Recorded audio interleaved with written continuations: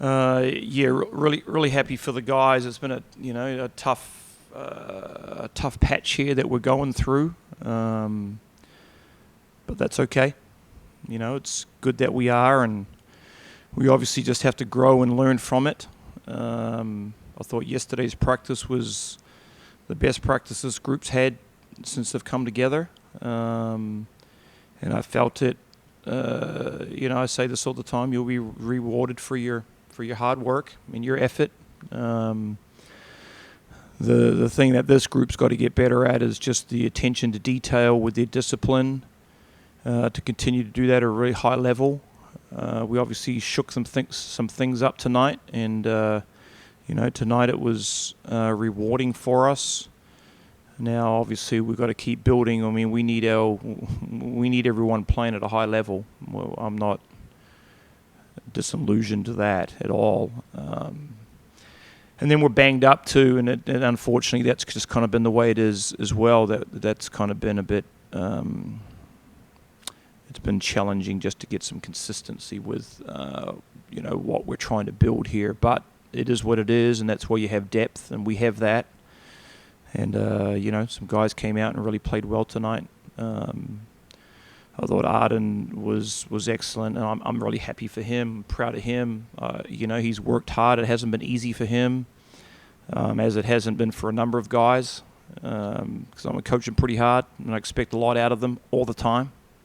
And, he's just slowly figured it out, and, put in the work. You put in the work, you will be rewarded. If you don't, you are kidding yourself. There's no magic light switch you can switch on. Players that think like that generally fail. And if you want consistency, you got to keep working all the time. So, happy for the group. I thought the first 20 minutes was excellent. A&T have been playing some good basketball, and they played Davidson really well a few days ago, and we knew we needed to come out and play well, and we started off the game well, and would have been nicer to finish a little bit better that second half. But that's the challenge for our group to improve in that area.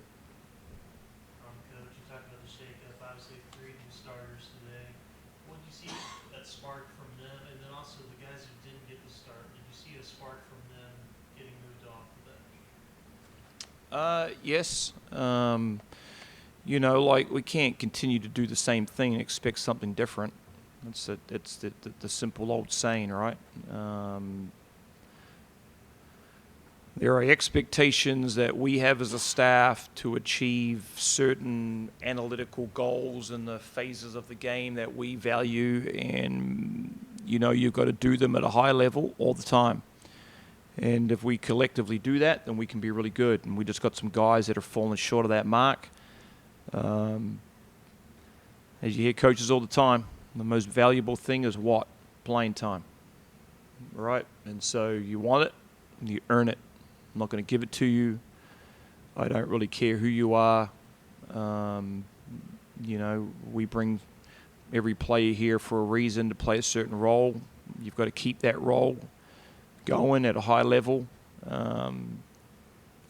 And look, things will change as we keep moving through. That's just how the season in sport goes. But, tonight was a really good start. I thought the ball moved, players moved.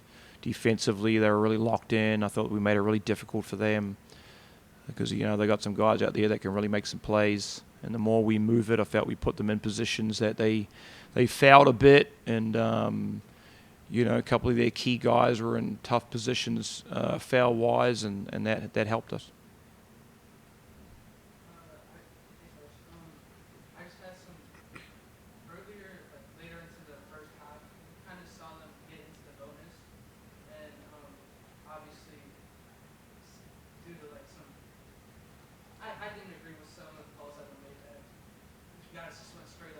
Right.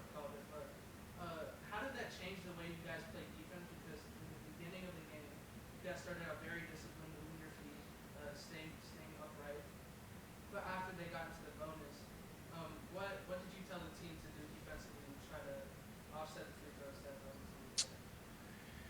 Yeah, I mean, we generally have fouled quite a bit as the season's journeyed through here. We do, but it gets back to what I said earlier. The discipline's got to improve. So maybe our verticality's not what it needs to be, so we get kind of penalized a little bit with that.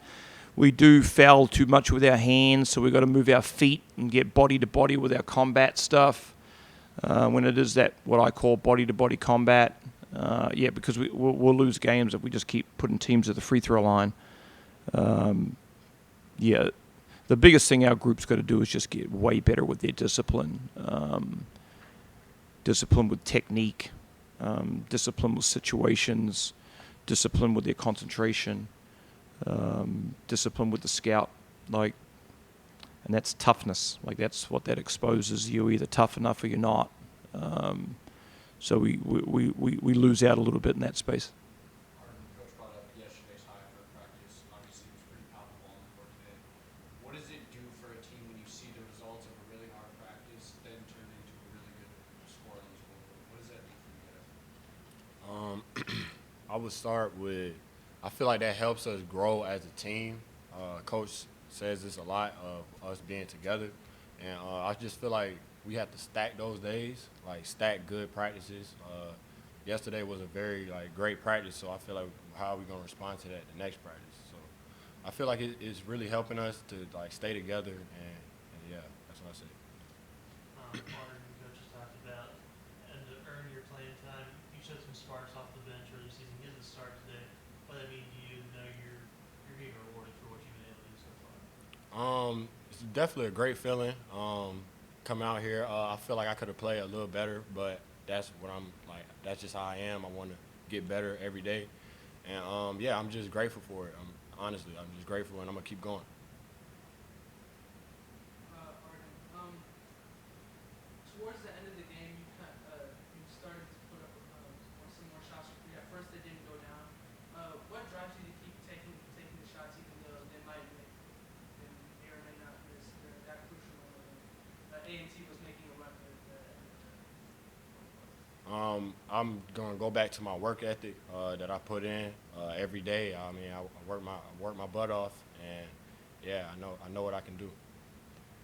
Coach, you see it in practice, obviously, with Spencer. It's kind of that energy he brings from the starting lineup. What did you see that he kind of brings to the court that, I guess, energizes guys around him? Yeah, I mean, good question. Spencer plays with a heart of joy. He competes with a heart of joy. He finds a way to have a lot of fun through difficult. It's difficult to play. It's challenging. There's pressure, and it's infectious the way he talks, and he pumps himself up, and he has some fun with the guys, and a little exactly like Arden, he's put in the work. He's rewarded himself. He grades out really well when we stat practices and games, and it transfers into games. And he's growing with his confidence. He knocked down the three tonight, and he shot that three like he knew he was going to make it. 2 months ago, that wasn't the case. We put a heck of a lot of work into our shooting. Coach Blaze, Coach Toke, Coach Dinkins. I mean, those guys work with those guys a lot individually with their skill development, because we have shot the ball pretty well as a team, and I don't think that we've actually played that well offensively yet. I think we can have a better understanding of what we're doing when the ball really starts popping around, and we give to each other, we sacrifice for each other. It'll even get better, and so, we've got to keep working, got to keep grinding. I've got to keep reminding myself that the goal is to be playing as well as we possibly can the end of February. I know we want to win every game now. Some teams do, some teams don't. But I know some teams play really well at this end of the year, at this time of the year, and then tail off the wrong way at the end of the year. And I felt we even experienced that 2 years ago. And that's not what you want. You want to be playing really well and together at the right time. So I'm very hard to please. I just always have been when I coach. I'm very, very hard to please. And but nothing fills my heart with joy more than guys just putting in massive work and getting rewarded. That's what I think this is about. I think if they learn that behavior here in this environment, it will help them in their life. I think losing is easy as anything, because you don't do jack, you don't do anything, and so you're not going to get rewarded for that. And so if I can teach these guys to really put in a lot of work, if I can teach to push them out of their comfort zones, to work harder and do things that they don't really want to do because it's really hard to do it, then we will get better as a team, and they will get better as individuals, and then they will grow, and then whatever environment they get into after this, they will be rewarded for it. And I think the past history of, us being here the last 8 years, and the number of guys that have come in here that lacked a lot of whatever they lacked, and then grew in those spaces. We don't seem to get the reward for that, but a lot of guys move on, and they really do perform at a high level. And we've got Jameer, Igor, and Bryce, in the NBA right now, and those three guys, when they first came here, were not that level. That's what I want for this next crew coming through. So we'll get back to practice tomorrow and get after it. Coach, next game up is 7-0 Utah State. They're 19th in the nation in point differential, 23rd in fast break points. What's going to be the key to trying to slow down that opposing offense?